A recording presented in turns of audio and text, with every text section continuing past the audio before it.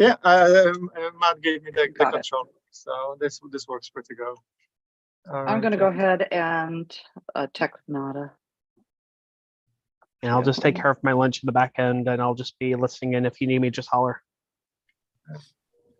This is our YouTube link. If you guys want to send it further, all right. All right, we'll give it a couple of minutes for Nada, and then I will walk you through the process. It's painless. I can always guarantee you that.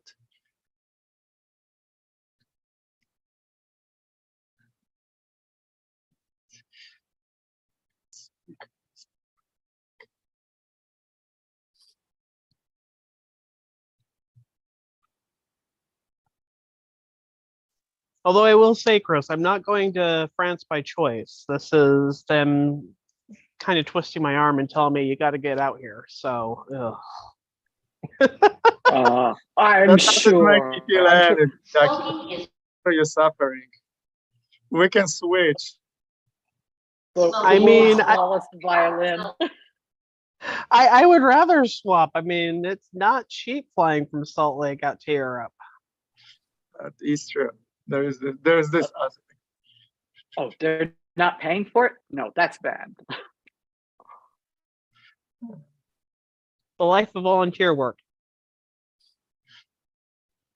Hopefully you get to enjoy some of Paris as well. It's a good season. Oh, I'm looking forward to it. I'll be in Paris for a couple days, then it's a train ride out to Toulouse for the workshop. So I just need them to give me the darn address for the workshop. They haven't done that for like 2 months now. Maybe they say, when you get there, you'll just see it. Don't the French improvise everything? Oh, geez. I hope I don't have to just improvise and wander around Toulouse not knowing what's what because I don't speak French.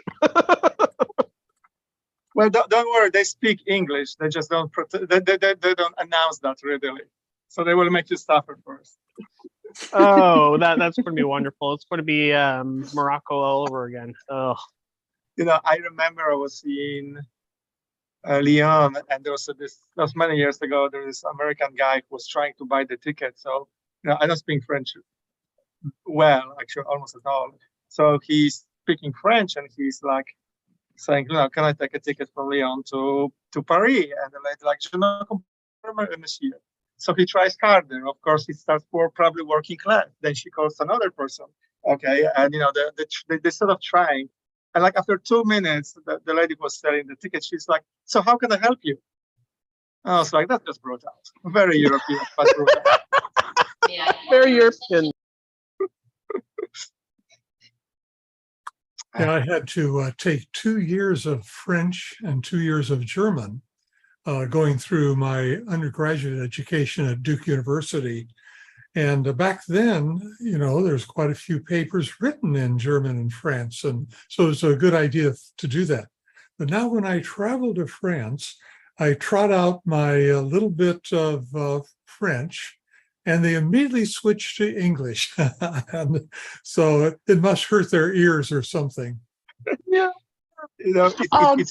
It's funny because in Poland, when I used to be in high school, we learned Russian. We used to learn Russian, German, and then English and Latin. And one of my colleagues is, why do we have to learn so many languages? And the teacher who was in the class kind of is like, you don't know who will invade you this century.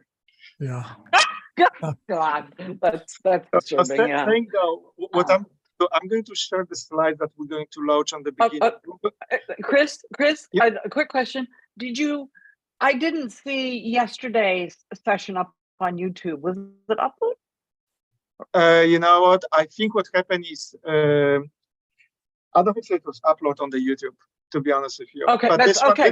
This one is running because I don't remember the link, but the link for this one is in the chat. So, my name is Chris Wadansky. I'm the president. For those who don't know me, that's mostly you, David. My job today is to make sure that this runs smoothly. I'm the technical guy behind it. So I'm going to walk how this is going to sort of flow. So we start, and there's a couple rules.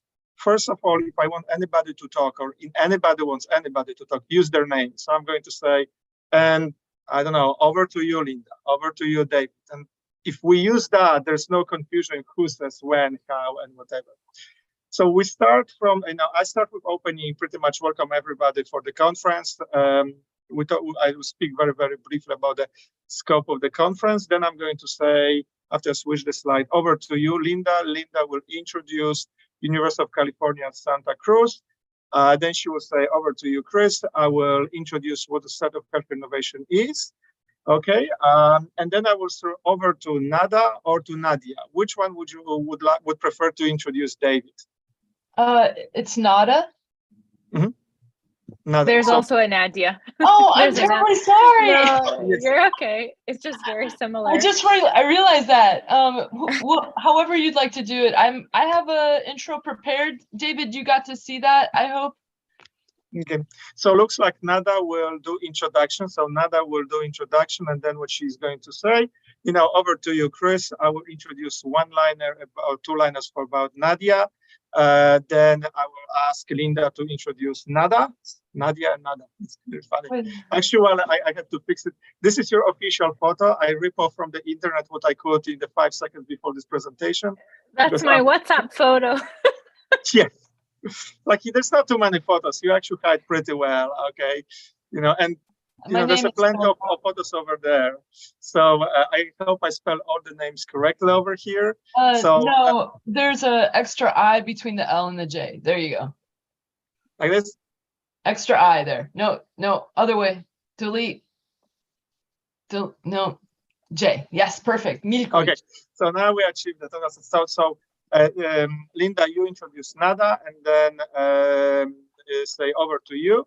To Chris. So what I'm going to explain how you can access the conference. So we stream this on the LinkedIn, stream on the YouTube. Again, because we work with the University of California, Santa Cruz, this is quite educational enterprise, and that's sort of important thing to know. And then, of course, we do this on our YouTube. This is the format. Again, I will walk through those slides myself. You don't guys need to do anything. So we have an introduction between 2 to 2:10. Then it's a presentation by David. Then after he finished presentation, Nada and Nadia, you take over. We stay in the background. So Q&A from you, okay, either of you, one question each. Then we're splitting the people into the break room. I will do it myself. Again, you don't need to worry about it. You don't need to do the break room. Just don't accept the invitation if you don't want to go to the break room. The break room is for 10-minute stops. The reason why it's optional is because sometimes we have 20 people, sometimes we have 60 people. But it looks like every single day of the conference we did break room.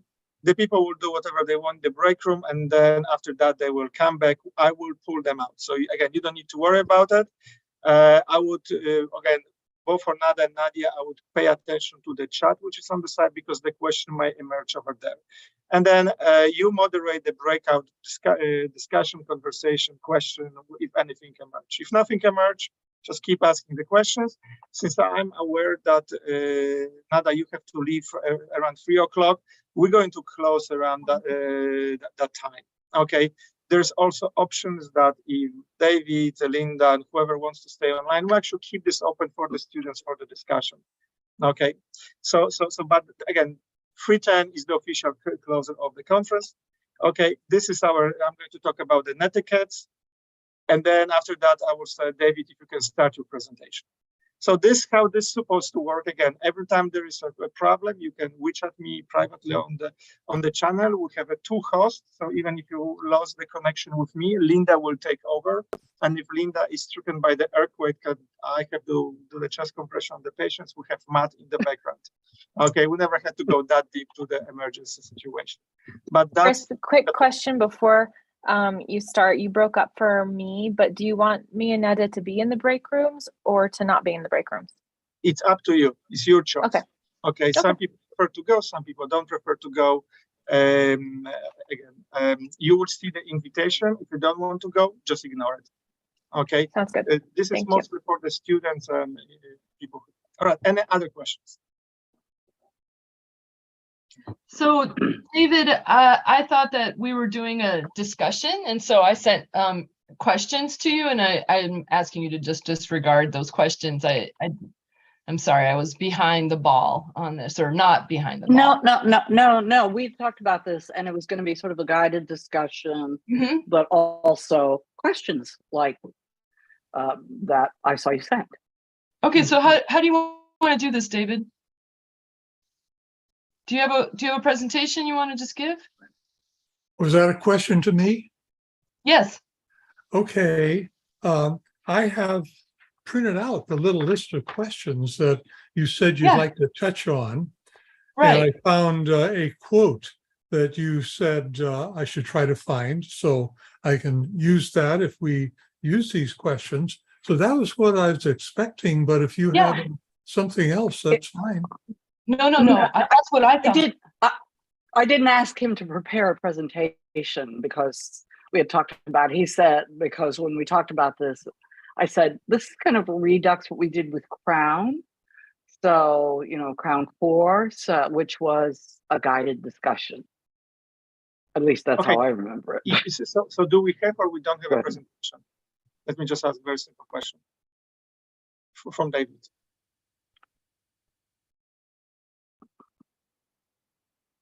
David, Linda. do you have a presentation? No, I don't. Okay, Okay. perfect. I'm here for an good, good, good. interview. Then we adapt. Then we doing Q&A from Nada. Okay, so I was behind the curve. Good that I'm good slide changer. I'm just going to change it. We can do guided discussion. Done deal. We just adjust the program. Fabulous. Thank you. No problem. Guided discussion. Okay, now actually the time aligns even better. So now we will finish. Okay. All right, perfect. Any other questions? All right. This is going to be fantastic. Matt, remember you snapping the pictures and you letting the people in the room. Okay, so why won't we open this?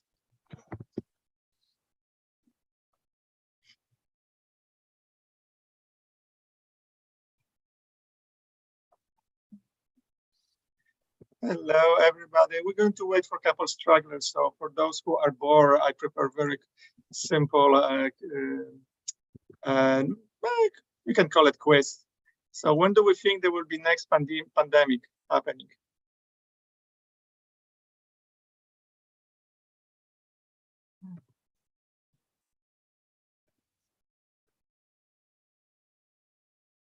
See, this is a pessimistic crowd. The group before also was 2024.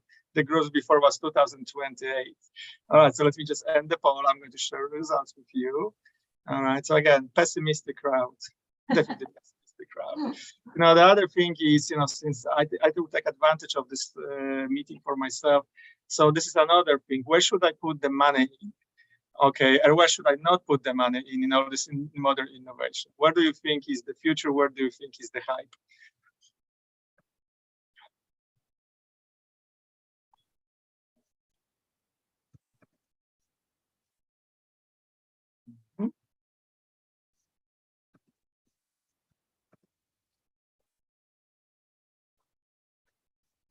Okay, looks like a genetic engineering.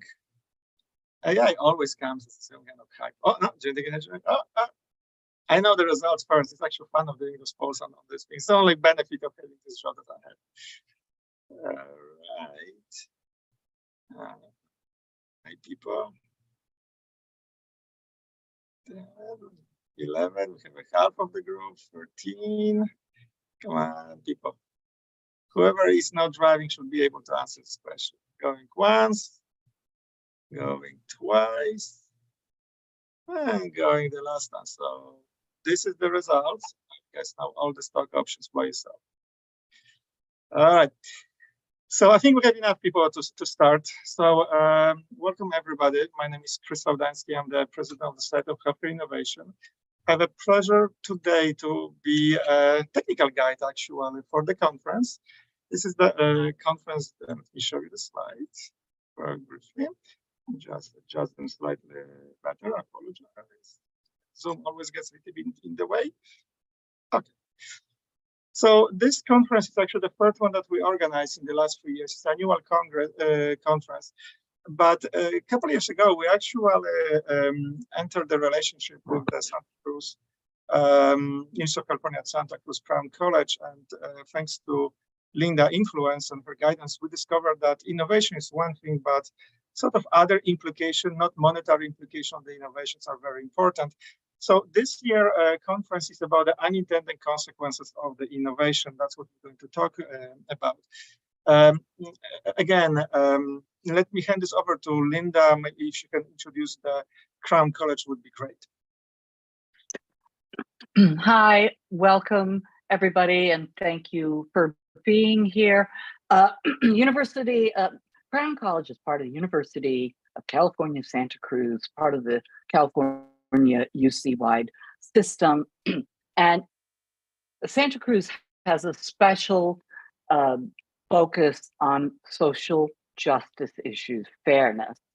And Crown College focuses particularly on the ethical, legal, social, and political implications of emerging technologies. I'm pleased to be here today along with one of the co-founders of the Center for Applied Values and Ethics in Advancing Technology, or Caveat, which is Nada, who's going to be doing some interviewing, moderating questions with David. And all right, handing it back to you, Chris. Thank you, Linda, for this awesome introduction. So Society for Healthy Innovation, that I have a privilege to be a president, is the society opened a couple of years ago by very versatile and very diverse group of the people. But what we believe is that one, innovation is not some kind of exclusive club. We believe that innovation is for everybody. The second thing is, which is part of our mission and vision, is that innovation can be propagated, taught, and what we're particularly interested is about the innovations which are, above the horizon, not the telemedicine, but quantum computing and similar discoveries. And that's actually when our partnership with the Santa Cruz, University of California, Santa Cruz, and Crown College comes in the hand, is that we would like to actually show what could be a potential barrier to implement this innovation before people even think about them that deep. So that was the idea behind the society. And there's me as a president, and there's Nadia from our society, who will be the moderator. And Nadia was one of the founders of the society. Now I would like Nada to introduce our speaker. Great. Thank you so much, Chris. Make sure yes, I'm not muted. I just want to thank you all for a really great conference and this really great partnership that we have. Our students are better for it. It's a great pleasure to introduce Dr. David Deemer. He's a research professor of biomolecular engineering at this University of California, Santa Cruz. In 1989, Dr. Deemer proposed the idea that it may be possible to sequence a DNA molecule by passing it through a nanoscopic pore embedded in a membrane. With Mark Akeson, Deemer investigated the technique for the next 15 years, and in 2014 was able to create commercial devices that were marketed utilizing the nanopore sequencing concepts and patents developed by Akeson and Deemer's research groups. In a second research area, Dr. Deemer investigates how nucleic acids and primitive cells could have emerged on Earth 4 billion years ago. In other words, looking for the origins of life. Thank you, Dr. Deemer, for spending your time with us this morning. My pleasure. Thank you, Nada, for this introduction. Now we have two moderators. One of them is Nadia Amrikani. We met a couple of years ago. She's my friend. Just to give you a bit of background, she graduated from University of Pennsylvania with a degree in Master in Healthcare Innovation. That's how we met. She worked for a bunch of the very prestigious places in the healthcare, including the Cleveland Clinic. Now she's at the University of Colorado, and she's implementing a lot of innovative technique in running a very, very busy practice. Linda, why won't you praise a little bit Nada?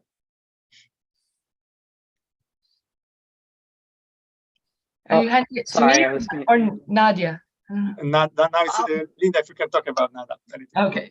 Oh, so Nada has been at Crown for, I think it's 8 years now. She is the program director for the Center for Innovation. Let's see now, SEED. It's the Center for Innovation and Entrepreneurial Development, which is part of the larger UC community.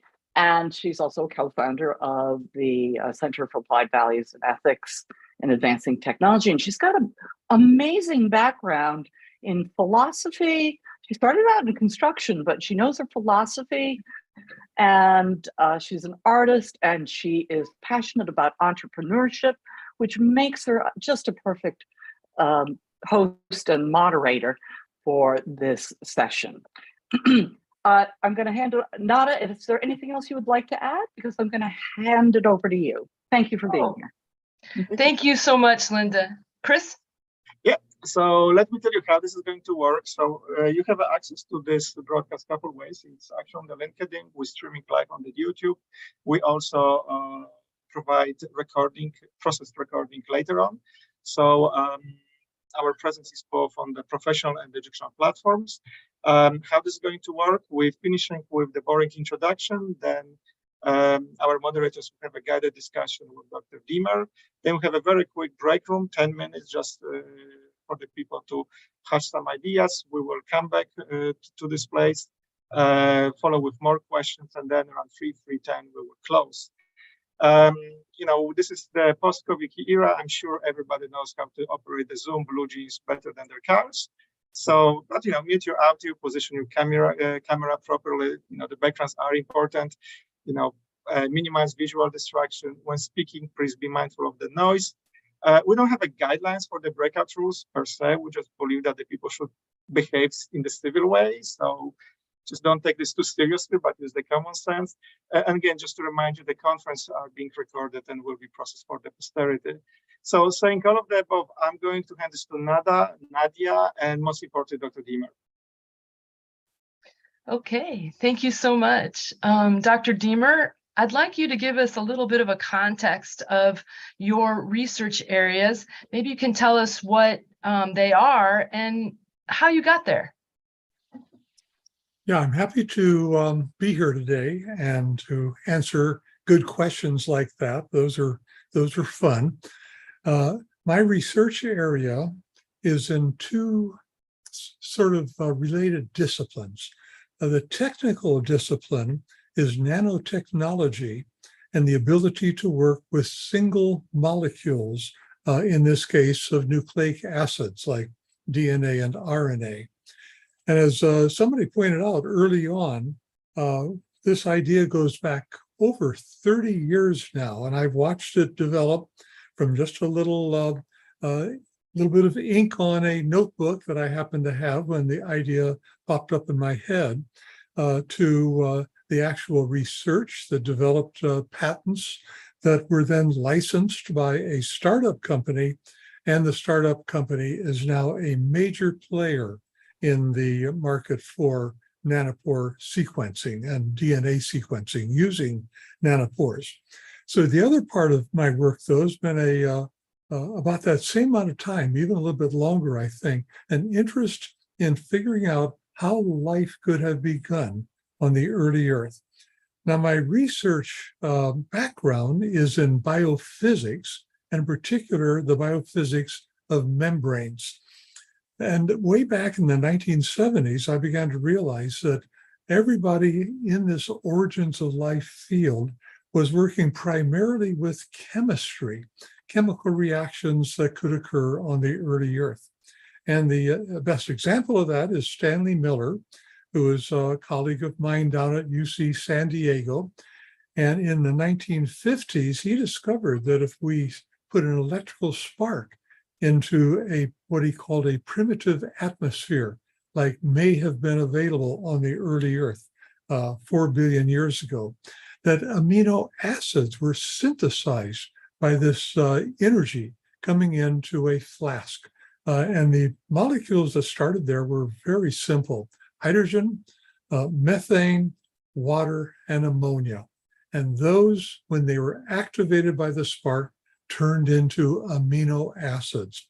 And that was really a founding paper for our field of the origins of life research, because it was the first real experimental breakthrough showing that the origin of life could have been simpler than we might have thought, and was in fact a chemical process. So I got into it 20 or 30 years after Stanley had made this discovery, and I brought to it the idea of biophysics, really for the first time. Nobody had much thought about biophysics as being part of the origin of life, but that is a different perspective on how life can begin, because instead of thinking about just the chemistry, I was thinking about how you could make membranes that would encapsulate nucleic acids to become what we call protocells. So I've spent the last 30 years or so of my life experimenting in this as well. And now, what we're doing now is bringing together nanopore sequencing with origins of life, because we can now produce nucleic acids under primitive Earth conditions. And what we want to do is to see if we can get them to replicate. And nanopore sequencing will give us an answer, yes or no. So over the next year or so, we might be able to get to the point where we can actually not just make something like DNA from simpler molecules, but watch it reproduce itself. So it's a very exciting time for me. It's bringing together these two interests I've had for all these years. And I'm going to be happy to tell you a little bit more as we go on in our conversation today. Would you mind giving us a simple explanation of what the nanopore technology is? And I think you have a really interesting story about how you discovered the right nanopore. Okay, yeah, that's fun to go back in history and think back to the 1990s when all this was coming about. I'm going to get a demonstration up here. Imagine that this is a piece of DNA, okay? And in solution, DNA is doing this sort of a thing. It's going all over the place due to the thermal energy, the heat that's being exposed to. So our job was to somehow capture that DNA in a nanoscopic pore. And that's that little hole in my fingers there, okay? So how am I going to capture this in this pore? It's going to bump against it and so forth, but it's not going to be able to just simply diffuse into it because there's nothing capturing it. So the idea in 1989, I was just driving along in my car up in Oregon, and the idea popped up that maybe I could impose a voltage across that nanopore. And DNA is negatively charged, so it will be attracted to a positive voltage. So imagine this DNA now sort of coming up there, and it's going to feel that voltage, and it's going to go through the pore.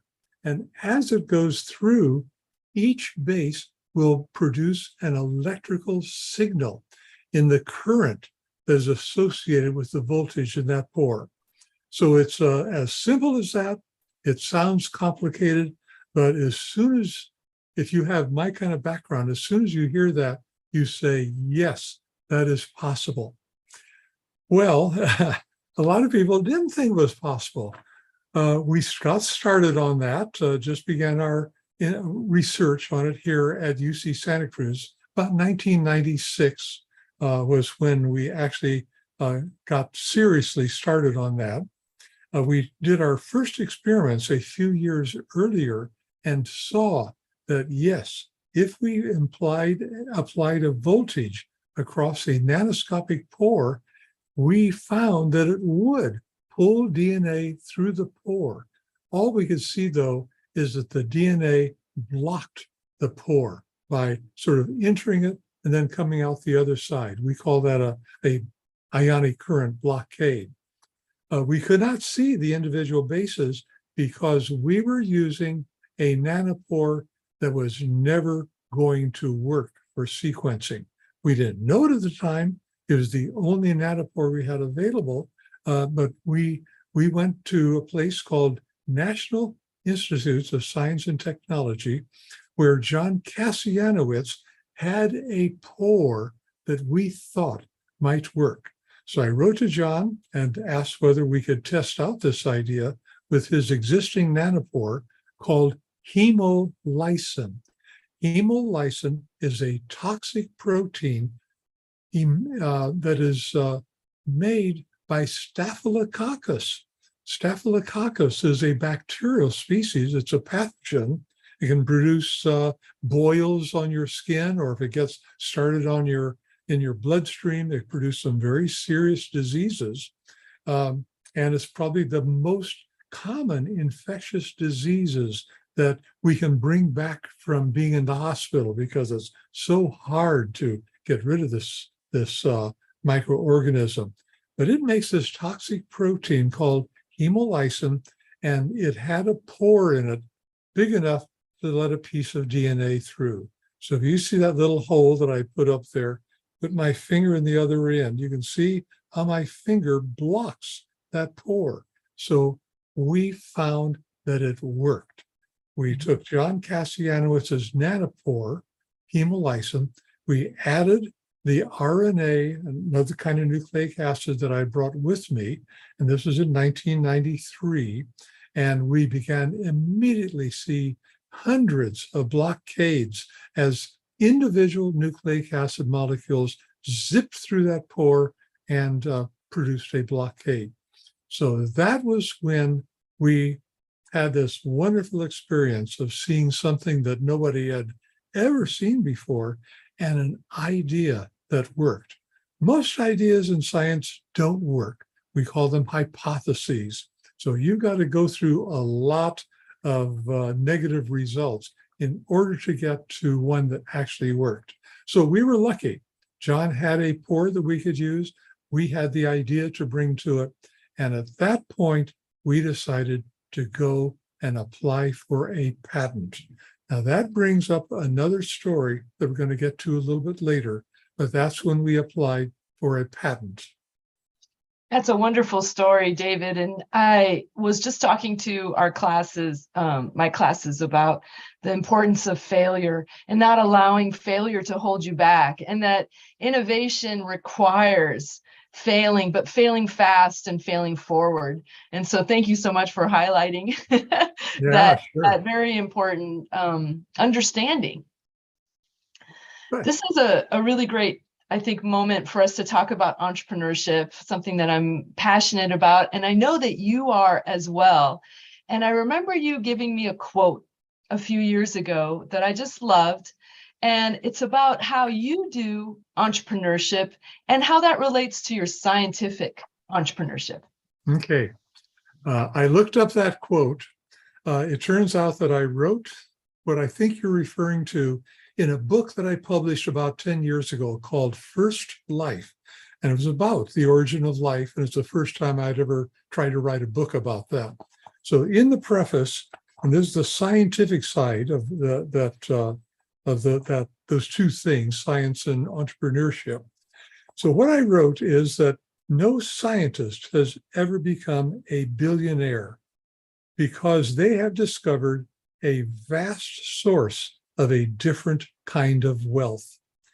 That wealth is the treasure of discovery, the endless pleasure of asking questions and seeking answers, and it is there for the taking. During their careers, scientists ask hundreds of questions and try out thousands of possible answers called hypotheses. Asking good questions and developing testable hypotheses are the two essential creative acts that scientists must engage in. Most of our hypotheses are wrong, but occasionally we discover an answer that survives crucial experimental tests and adds a new dimension to the map of reality we call science. When this happens, the experience is so intensely satisfying that we willingly spend our lives pursuing it. So that's why scientists do science. And my metaphor is musicians. A musician has a special talent for music. They love to compose, they love to perform music, and they love to do it all their lives. Musicians are still playing the piano into their 80s and 90s, these famous musicians that we know. Scientists are like that. They're like musicians, except they go after new knowledge, and a musician goes after new music that gives us pleasure as we listen to it. So the scientist, as I say, takes great pleasure in those discoveries. Now, what about an entrepreneur? That's a different kind of a pleasure. It still begins with an idea. And often enough, an entrepreneur will have their own idea. They come out of academics. Quite a few, in fact, are academics to begin with. Then they want to test an idea, and they discover that they need to go through the patent process.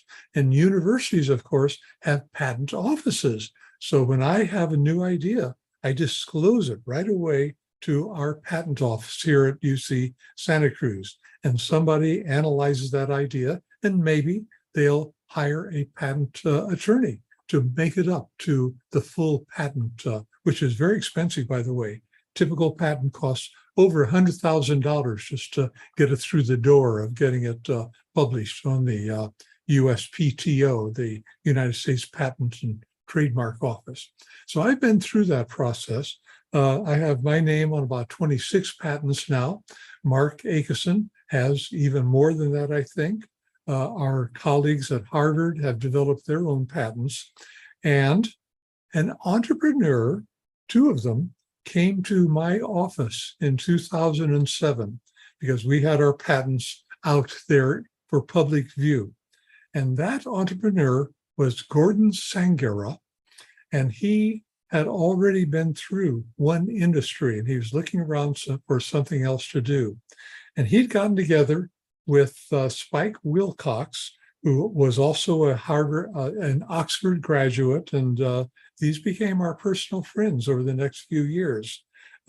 They said, we want to license all of your patents, including the ones that we developed with our Harvard colleagues. And that was Dan Branton. Dan was my postdoctoral advisor when we were both at UC Berkeley. And then he got invited to join the Harvard faculty, which is a great honor. And he accepted that, and he's now at Harvard. So we've maintained that friendship and collegial interaction for 50 years, I think, ever since I was with him at UC Berkeley 50 years ago. So that can happen in science as well. I'm still friends with grad students that I had in my early years at UC Davis. And it's like a big extended family. And that is really one of the great perks of science is you have a new family. I have 40 grad students that I know personally, and we keep in touch, even my very first one. Okay, I got a little off track there. Let me finish up with entrepreneurial science. So we got our first patent. They wanted to license it. And we said, well, yeah, sure. Usually we have to go out and chase down money, but here's money coming to us and somebody willing to put time and effort into patents that we had developed. And this is a big lesson we learned. This is how academics can speak to the greater society that we live in, that pays for our research with their taxes. Patents let us get our ideas that taxpayers have paid for back into circulation as useful things that other people can then use for their own lives, their own careers. So you need this handshake between the scientist and the businessman, the scientist and the entrepreneur. So I've learned a lot about how entrepreneurs go about attracting money. And this is really the you can't do entrepreneurial stuff unless you have money, and our money is about 1% of what entrepreneurs deal with. I might get a grant that'll go for 2 or 3 years for $1 million, and I'll spend maybe $250,000 a year on postdocs and grad students. They bring in $100 million and they hire 100 people to work on a specific project. And that project for us was nanopore sequencing. And Oxford Nanopore Technology took that idea and they took those patents. They did things that we could not even touch in terms of the resources that we had available. And it's been extremely exciting and extremely interesting, because when you get up into the billion-dollar range, things happen that are unexpected consequences of our research. I noticed that the subtitle of this meeting is Unexpected Consequences, and boy, did we have some. So we'll get into that as our conversation goes on. So David, what I hear you saying is that the concepts and the theories that you were able to find through your research was then used in applications that Oxford Nanopore Technologies went ahead and innovated with. Yes. Yeah. So what they had to do, all of our work was done with a single pore, the hemolysin pore, and then a few other kinds of pores that we worked with. There's just one pore. They set their aim at 2,000 pores, all working simultaneously, Wow. individually addressable. And they made a little device. Oh, I can show one to you, just a minute.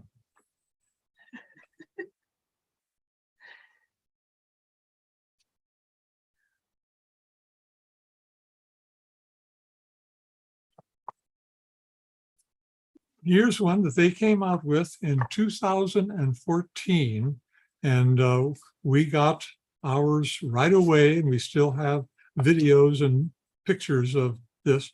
But this is a minion, and the minion opens up, and this will sequence 300 million bases of DNA in a few hours. This is quite extraordinary. This is the least expensive device on the market for doing sequencing.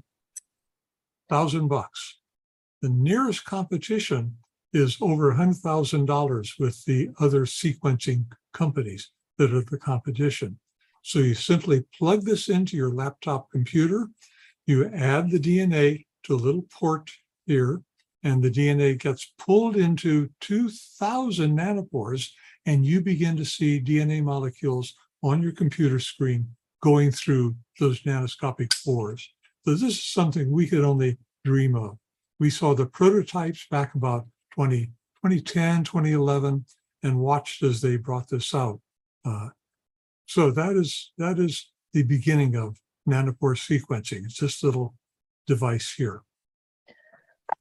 David, we want to ask you about the application, specifically your work to COVID-19 and the difference between the being able to have these rapid, what Linda's calling bedside applications, right, Linda? And that it takes days to get a COVID-19 result via a PCR sequencing, but with nanopore, it could take hours. Minutes. Minutes. The messenger RNA is only 30,000 bases long compared to 3 billion bases for the human genome. And it goes through, an individual nanopore goes through, the DNA goes through about 450 bases per second. So 10 seconds is 4,000 bases, and 100 seconds is 40,000 bases. And that's the genome of the COVID messenger RNA that is the infective agent. So that's how fast it goes through. Now, you don't get just one going through, you get thousands going through, and they're all giving you a very close sequence to being perfect, but there are little differences. Well, one base in 100 might not be the right base. So they compare all of those, and then they do what is called a consensus. So that is what the nanopore sequencing has done with COVID. And I've heard that something like 25% of all COVID sequences globally have been sequenced by the nanopore technique. Wow. Which, that's one of their markets, is just seeing what's out there. Wonderful. Mhm. I'd like to ask you about some ethical dilemmas that you might have faced. I know you've had a very long and illustrious career, but perhaps you could share one of these dilemmas with, in particular, nanopore technology. Yeah. Okay, the first set of dilemmas that a scientist has is not in anything entrepreneurial. It is just the way science works. Science works because we share our knowledge in publications, and our reputations are built on the knowledge that we share and how significant it is. So our first paper in 1996 that described nanopore sequencing, and we invented the word nanopore, by the way, in our second paper. That was the first time it was ever used. Those two papers really were the fundamental papers that led to the patents and support of the patents. But those papers had to go through peer review. So we sent our paper, we're very proud of it. We'd seen blockades of DNA go through a nanopore, totally new, nobody had ever done that before. We sent it off to the top 2 journals in science. I'm not going to name those journals, but everybody knows which ones they are. They came back, oh, very boring. We don't want to publish that. So we then went to the proceedings of the National Academy of Science. Now, Dan Branton was a co-author, and he's a member of the National Academy. So that is sort of a way to get through the skepticism of peer review. And our paper was published in December 1996. It has now been cited 4,000 times in the literature. And most papers are lucky to get cited, a dozen times. So that's how you spread the word. Okay, so the first ethical concern is, what about the reviewers who look at our papers? If this is a good idea, they have to make an ethical decision, and they do.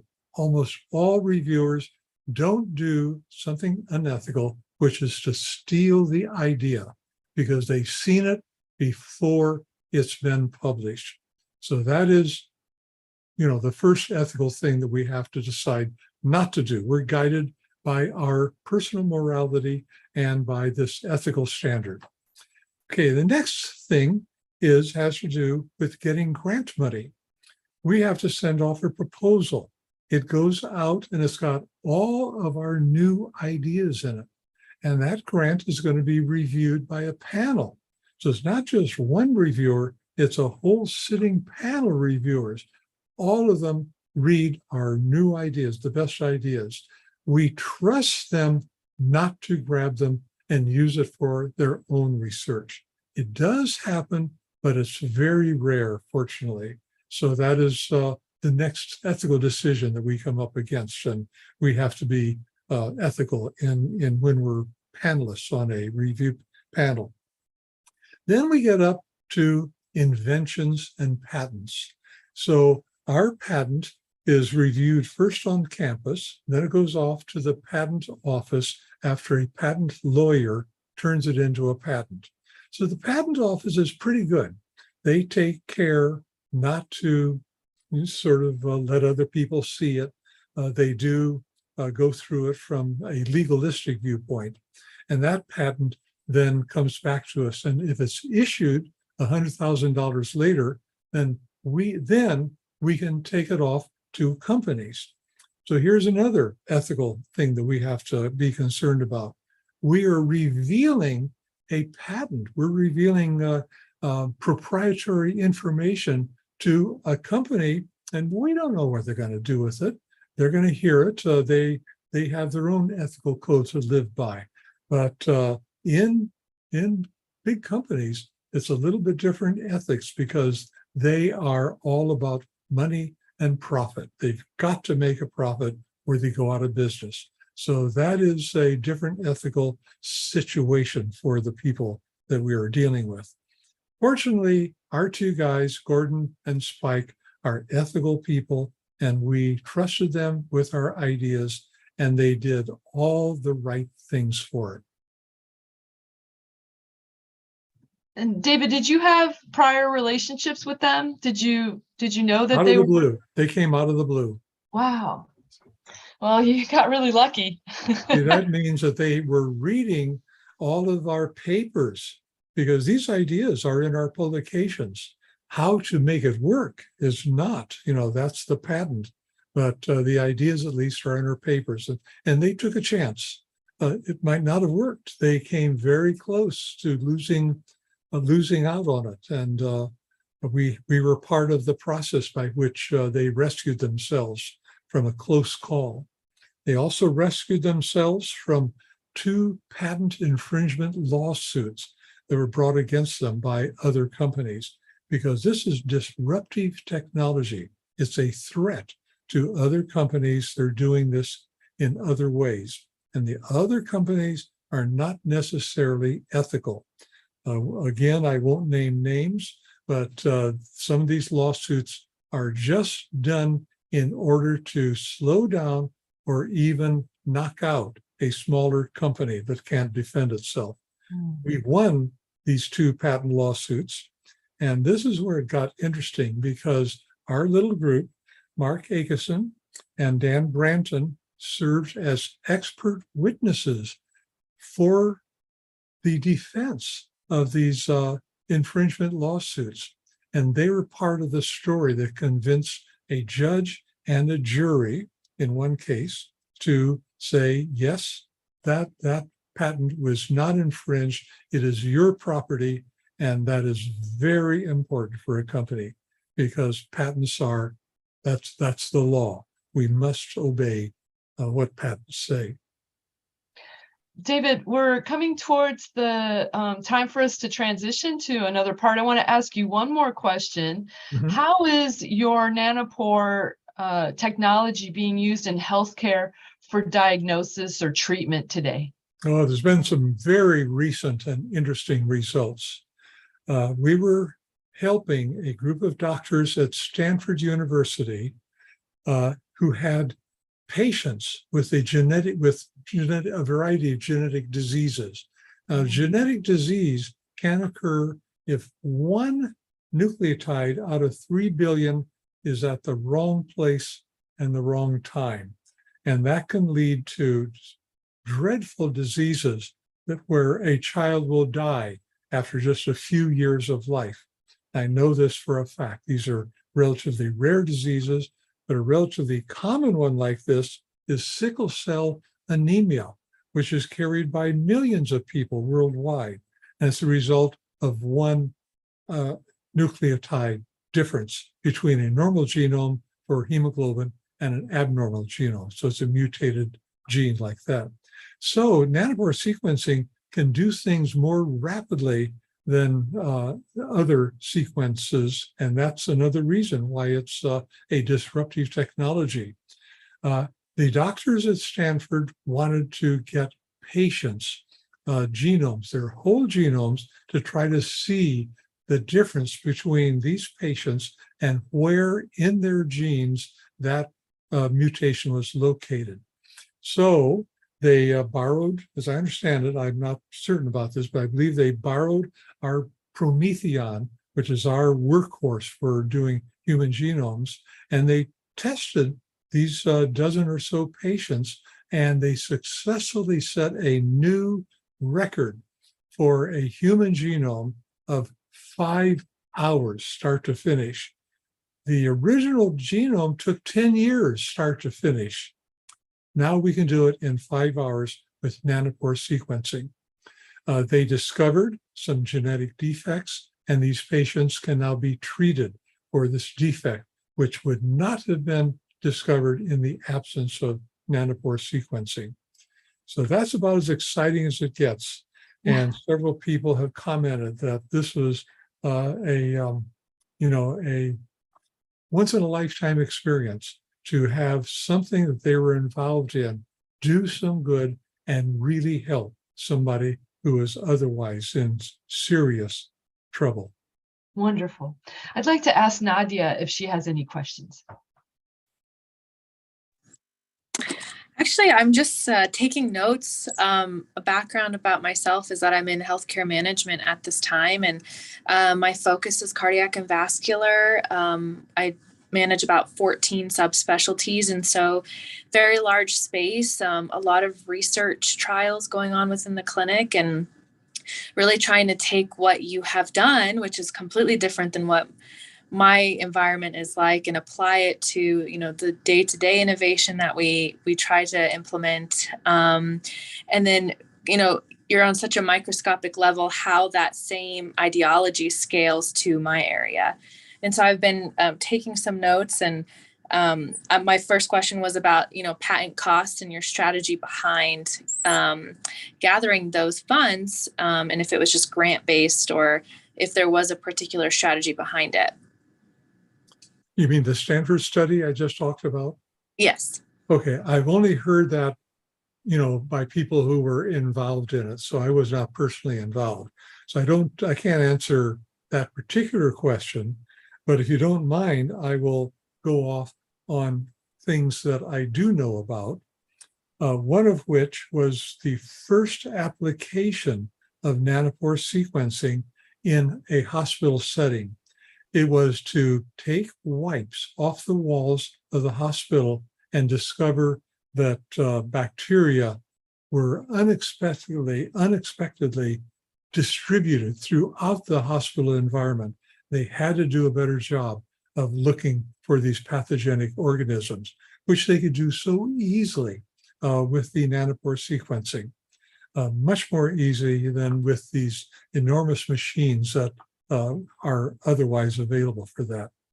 Another really exciting initial application in health was that Joshua Quick and Nick Lohman, two British scientists, took nanopores to North Africa during the Ebola epidemic, and they were able to track the virus as it went from village to village in these North African countries. And they could track its evolution as well, because viruses do evolve. This was reported in a very high-level journal by these two authors, and it really was one of the things that convinced everyone that nanopores had a place to play, because their portability, they carried all this stuff just in a suitcase in their baggage, that and their nanopore and their laptop computer, and away they could go. They could take samples and get the result right away. No, I think that's a great example. And just thinking of it, I think it shows how important it is to represent the larger picture on something that's so much smaller, which we encounter, day to day when trying to implement anything new, or, through objectives via entrepreneurship, you do reach those challenges. And I think that was a great example of how it tracked and it provided that view and that scope. Mm-hmm. Good. I need to interrupt at this second so that we can go into breakout rooms. Nada, I know you need to leave. Thank you for asking the questions. When we go into the breakout rooms, students are invited to come up with some questions. So we will hang around for a while. Nadia, are you available to stick around and help field some of the questions? Yeah, I can stick around. Okay. Very good. Thank you, David, Nada, so much. I know you have. Yes, thank you, everyone. I have to run and teach a class, but it's always a pleasure to hear you speak, David. You're so articulate, and I wish you all the best. Thank you. Oh, thank you.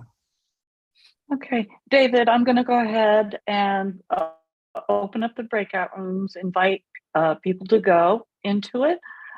You don't have to go into one, but you are welcome to, if you want. You can stay in the waiting room. Yeah, I wish I could, but I with, have another Zoom call coming up. Okay. Well, let's see. If you don't mind, we may forward some questions to you. Okay. Yeah, I mean by email? Yes. Okay, I'll be happy to respond to any questions that come up that way.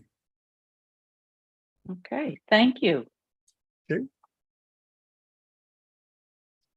Bye. Bye. Thank you so much, Dr. Seymour. Okay.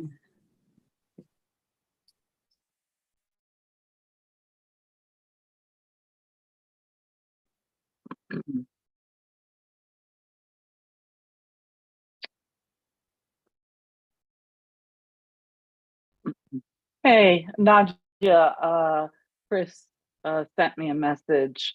He had a situation he had to deal with. So he asked if we would, take over.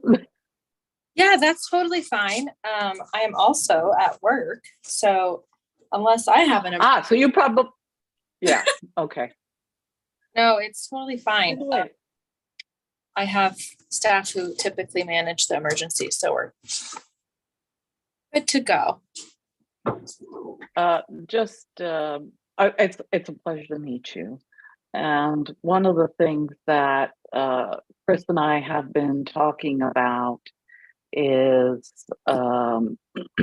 this Tech Ethics Review Board is taking the idea of an IRB, but expanding it to include other ethical issues, beyond human subject research, a more holistic, comprehensive view. So that's kind of one of the things I'm really excited to be talking to him about. And I would love to do this with the Society for Healthcare Innovation. So I'm hoping we can talk another time and maybe chat about that. Oh yeah, that would be great. I'm usually pretty flexible. I just I live on mountain time, so it's a little bit different. But I am typically no, that's good. I see. Well, Chris is in Pennsylvania, and or he's going to be, I guess, in he's moving to Minnesota Ohio, I soon. thought, and I mean I'm in Mountain Time myself, being in Utah, but wait a minute, the Mayo Clinic is in Minnesota, isn't it? one of the two Or is it places, in Ohio, Minnesota, I can't remember. Okay. And I'm in California, so Mountain Time, yeah, you know what, that's between the two of us. It works. So I mean, I'm usually pretty good with either time zone. It's just more so for West Coast, that's a little bit earlier than I function. Yeah. I understand, but I'd talk about it. Sadly, too, I was telling, let's see now, who do we have? Okay, I was going to say, who do we have here in the main room? Okay, do we have anybody else? No, so it's you, me, and Tyler. Are you there? Oh, he might have. Announcements, sorry. That's okay. That's okay. Yeah, Chris knows this. I was rather dismayed because how come I can't see you, Tyler? I mean, how come I can't see you on the? Because I stopped the video. No. I meant like I can't even see like your name. Okay. I'm not too sure. I clicked on participants, or it depends what screen you're at. You might have to move the view of the screen since we're in kind of a gallery mode or presenting mode. But we have Chris, Tyler, Matt, Vital, Dominic, and Caitlin still in the main room. And they have just a few minutes left on the I'm sorry, could you reassign breakout rooms? I meant to put Dominic, who was unassigned, in there. Okay. Who do we have there? Okay. Is he put in? Okay. Well, well, all right. It's okay. No, I actually had some recent IP taken, too recently, so I'm trying to figure out how to deal with that. But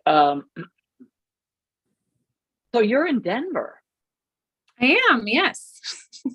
I was just out there last that's right. month. Jeez. Yeah, we moved here about 2 years ago.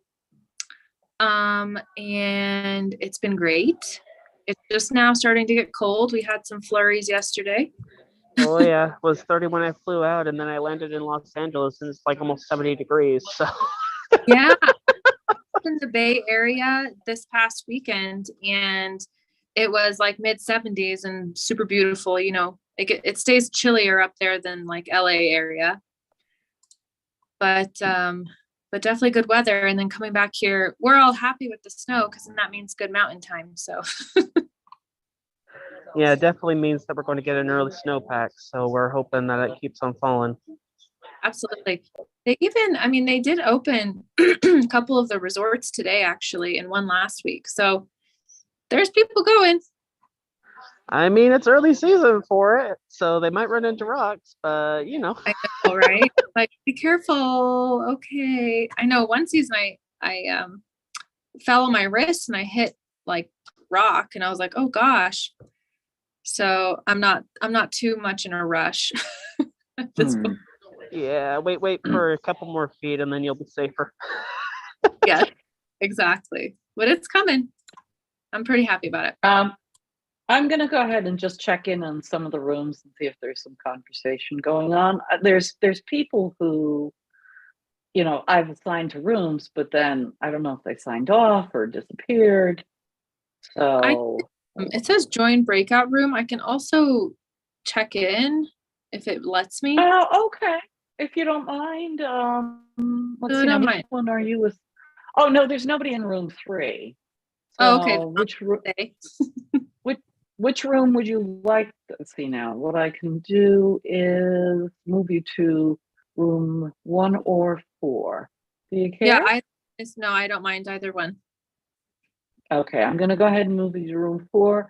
Tyler, I'm gonna move you to, or ask you to, I don't see you. Oh, there we go. Not trying. I'm gonna move you to room 1, okay? Or room 2.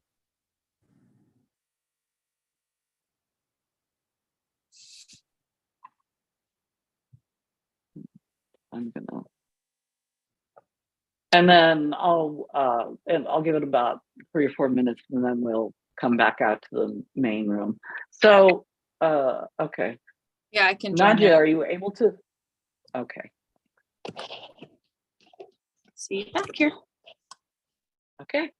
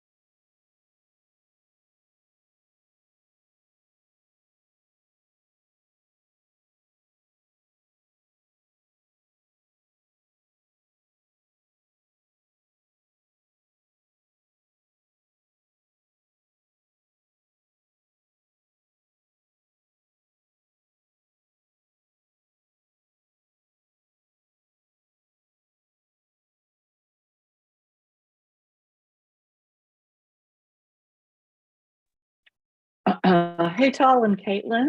I put you in chat breakout rooms, but did you choose not to go or did you get bounced out?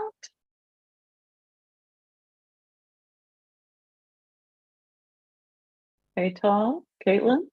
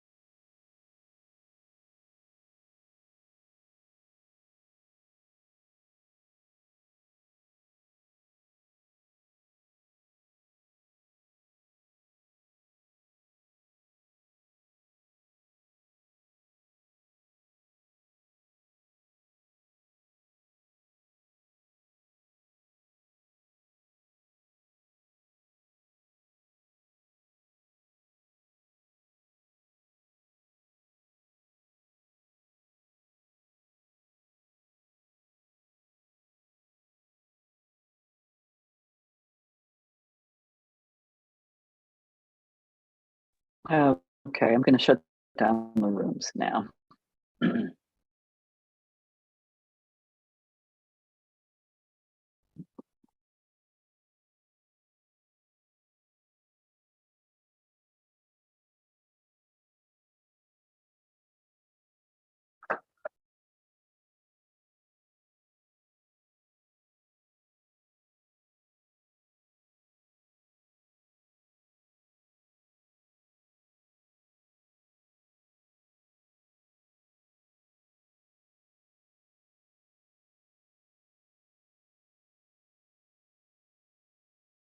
Looks like we're filtering back in slowly but surely. Okay. Okay, I think everybody is back in. Were there any questions that came up of interest? Nadia, how did your group do? No pending questions, more so a get to know you, understanding where everyone's perspective is coming from tech management to more discovery phases. But no further questions on our end. And I think Tyler and I put in the same one. Tyler, I'm sorry, what did Tyler do? Oh no, You were me in and the her same were room. stuck in the same room. Oh, okay. All right. So, okay. Because I couldn't be in all the rooms, I'm going to ask, does anybody else have any other questions that they'd like to ask and that we might be able to, answer? We will be putting this up on YouTube shortly. I thank you so much, Nadia, for asking questions, for moderating, Tyler, for, of course, for your support and help. I hope you have a good trip. My understanding is that Chris had to step away. He's in a hospital, so, you know, there's always emergencies happening. But thank you all for your participation and for coming today. And we will be doing this again next year. I think we are planning for the first week of November for next year. And oh, Chris, you're back. I was just getting ready to wrap it up. And do you have anything else you'd like to add? No? Okay. All right. Okay. You're on Thank mute. you so much. All right. That's okay. He's got it. All right, Nadia, I sent you a connection on LinkedIn. Look forward to talking soon. Sounds good. Thank you all so much. And it's very interesting and lovely to hear from Dr. Deemer. Arigato yo. Okay. Thank you, guys. Here. Thank you. Bye-bye.